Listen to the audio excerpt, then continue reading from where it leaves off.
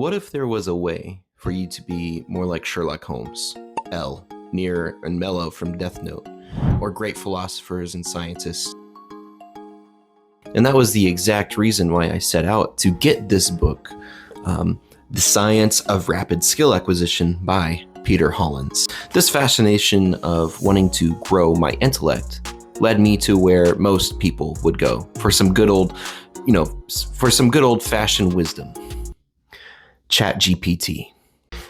From this search, it gave me a full breakdown with examples from how these characters have these certain traits that make them the way that they are, which makes them so impressive. It even asked if it wanted to create if it wanted me for it to create a book list to read to help acquire this knowledge. I was obliged. It certainly can't be a harm to try to improve maybe my IQ points, give a little bump to the score, as they say.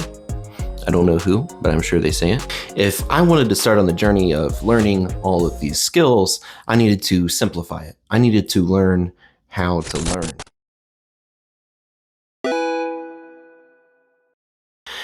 Enter Peter Hollins. Peter Hollins is a best-selling author, human psychology researcher, and a student of human condition. He possesses a Bachelor of Science in Psychology and a graduate degree. So that's him. What about the book? What did the book give me? Am I a genius now? I don't know. You decide.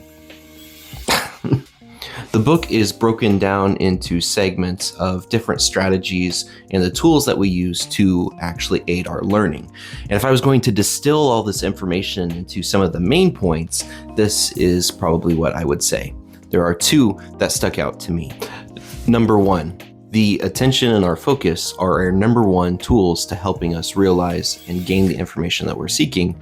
And number two, that our connections that we make between our information is an underutilized and underrated aspect.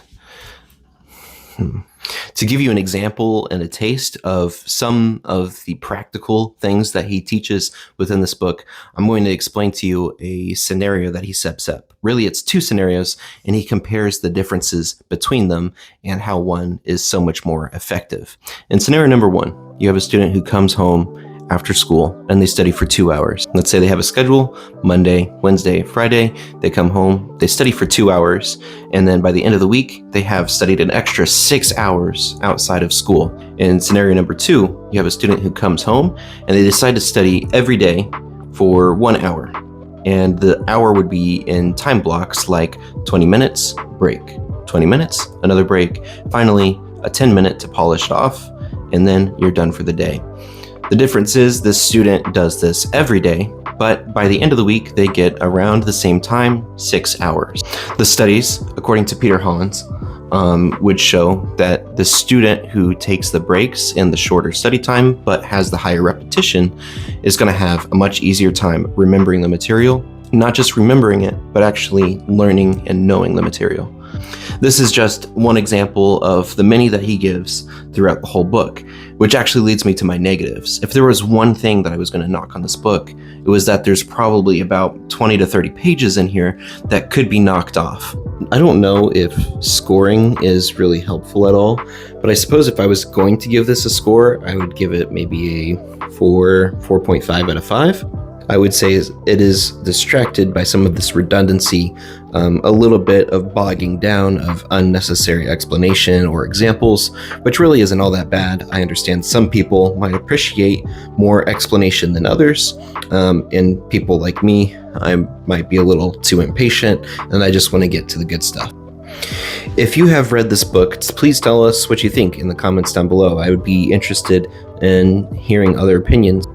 So if you want to be a part of a growing community of writers and autodidacts, or people who just want to share their knowledge together as a collective, please consider hitting subscribe and following for more content. I truly appreciate you watching this video, and I hope to see you next time. Thanks very much.